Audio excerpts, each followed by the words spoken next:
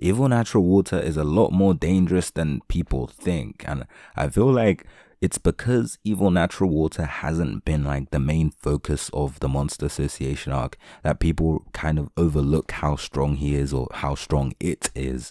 And evil natural water is a dragon level threat, but I feel like evil natural water has probably the most potential to be the most dangerous cadre out of all of the cadres. Now, before we start this video on my boy evil natural water, make sure you leave a like on the video and subscribe if you're new to the channel, because I post a lot of One Punch Man content on the channel. And yeah, if you like One Punch Man, then subscribe, because I post a lot of One Punch Man. But apart from that, let's just get into the damn video. Now, in terms of how evil natural water looks like, well, evil natural water is just a huge mass of water with a pair of eyeballs floating inside of it, and it can freely change its shape and move around in any way it wants.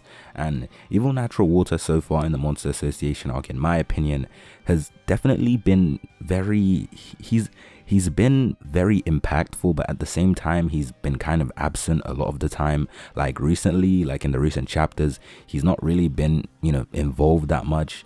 The recent activity we saw with him was him facing off against Darkshine, and when he faced off against Darkshine, like, he didn't really do anything against Darkshine because Darkshine's muscles are just too durable and they're just too strong for evil natural water to penetrate.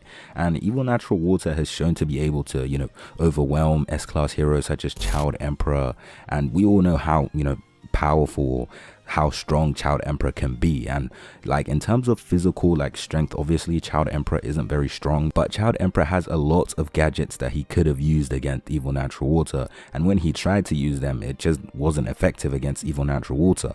And I know that matchup was probably the worst matchup for Child Emperor, but regardless, evil natural water is still very, very dangerous and could probably pose a threat to a lot of the S-class heroes. And even according to the wiki, it says evil natural water is said to be the most dangerous member of the Monster Association, and it is a mindless monster and is hard to control. And just by this alone, we can just tell evil natural water is a lot more dangerous than many people think, because as I said earlier, a lot of people tend to just think evil natural water is like a really low ranking cadre, when in reality he's probably one of the most dangerous and probably one of the strongest cadres out of all of the cadres.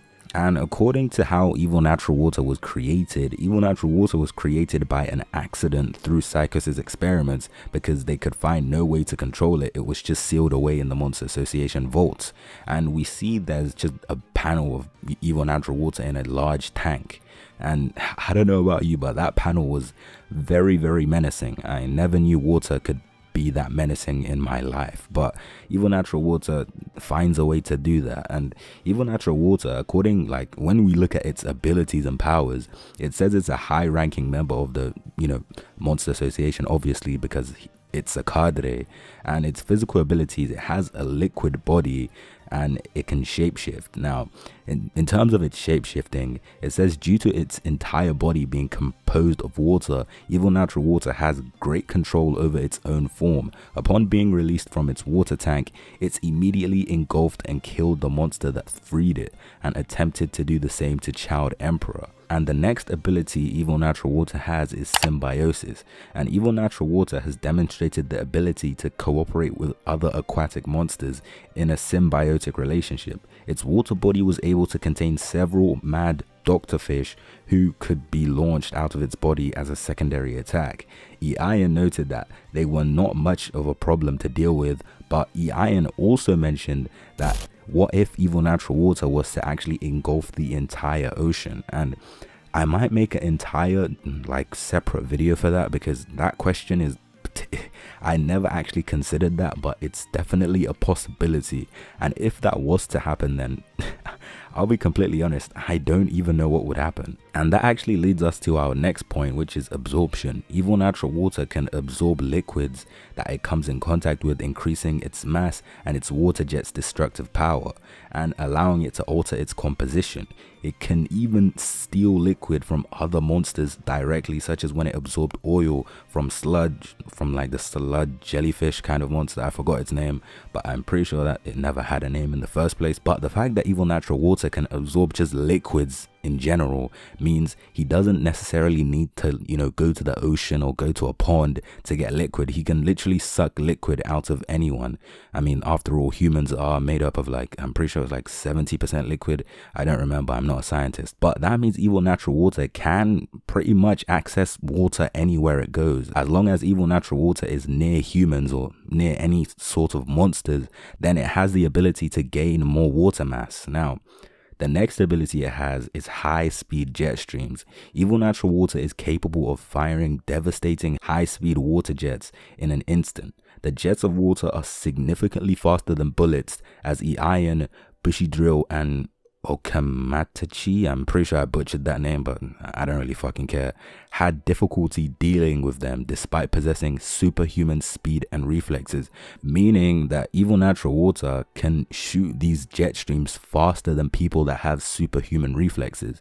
Meaning, even if, I don't know, let me give an example, like Bang. Maybe if it faced off against Bang, even Bang would get, injured, and Bang is one of the more high-ranking S-class heroes.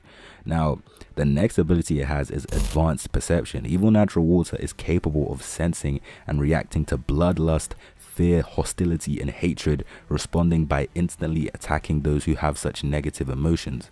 Now, that means, for example, if Garo was to face off against evil natural water, it's not possible for Garo to, catch evil natural water off guard, because evil natural water can sense all of these negative emotions and things like bloodlust, and we all know Garo has a lot of that. Now, the next thing evil natural water has, or one of evil natural water's abilities, is hyper instincts. And according to the wiki, at first glance, evil natural water seems like a simple-minded, mysterious being. In truth, however, it possesses an underlying intuition to adapt and modify itself along with its approach to a target.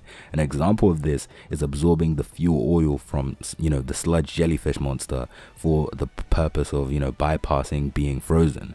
Which, to be honest, I remember this panel, or I remember this moment, and I was actually really surprised evil natural water could actually do this, because at first I thought evil natural water was just a stupid, I don't know, monster that just happened to be a dragon level threat because it was made out of water and it was able to do all of these crazy things. But evil natural water does kind of have a mind in a way, but it's kind of a different kind of mind, because it's not an actual brain, it's more of an instinct. And evil natural water's next ability is freezing resistance, and it says after absorbing the oil from the sludge jellyfish, evil natural water's body has a much slower freezing point than water, allowing it to resist being easily frozen. And obviously we all know when water is frozen, it can't really do anything. And if evil natural water was to get frozen, then essentially he or it would be defeated. So the fact that evil natural water can resist being frozen is definitely a big advantage in evil natural water's favor, especially when he's facing off against people like Child Emperor, who have these gadgets and all these crazy stuff that he can use against evil natural water. And those are pretty much all of the abilities we know of evil natural water so far, and I feel like there are a lot more things we still don't know about evil natural water, because as 𝗪𝗟𝗟𝗟 said, what if evil natural water was to absorb the ocean? And yes, as I said earlier in this video, I will make a completely separate video for that, because I genuinely find that concept very interesting. Because if evil natural water was to do that, I'm not sure even heroes like Tatsumaki, Bang, Atomic Samurai, or maybe even Saitama could beat evil natural water at that point, because after all, evil natural water can absorb water inside of humans and pretty much out of anybody. And to be honest, that whole idea of evil natural water being able to absorb the ocean just interests me in general, and I'll be sure to make a video all about evil natural water being able to absorb the ocean, and what if and what would happen if that should happen. But anyway, that's pretty much it for this video. To be honest, this video was unscripted and it was just me kind of talking about evil natural water, because I don't actually see a lot of videos be made about evil natural water, because it's a very underrated type of monster. Like it's very seamless. You don't really recognize evil natural water most of the time, because most of the time evil natural water doesn't really stay in a fight for more than about a few panels, because it's constantly moving around. But anyway, if you like the video, then make sure you leave a like and subscribe to the channel if you're new. And yeah, apart from that, I will see you in my next video.